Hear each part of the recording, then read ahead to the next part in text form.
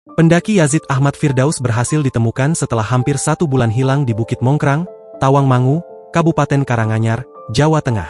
Pemuda asal Desa Gawanan, Kecamatan Colomadu, Kabupaten Karanganyar itu dipastikan sudah tidak bernyawa.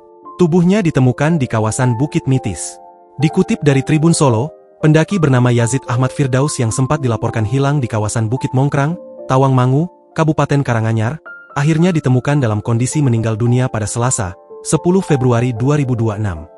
Berdasarkan keterangan relawan, laporan awal penemuan jasad datang dari komunitas pendaki Wanadri Bandung.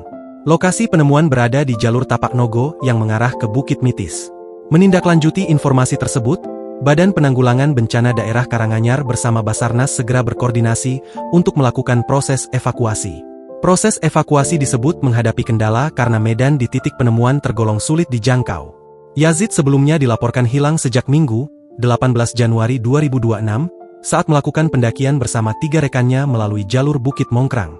Rombongan memulai pendakian sekitar pukul 6.30 waktu Indonesia Barat, dan sempat mencapai puncak sebelum memutuskan turun kembali. Saat perjalanan turun, keempat pendaki mulai terpencar di sekitar pos 3. 3 rekan Yazid berhasil kembali ke base camp dalam kondisi selamat, sementara Yazid tidak kunjung menyusul hingga sore hari.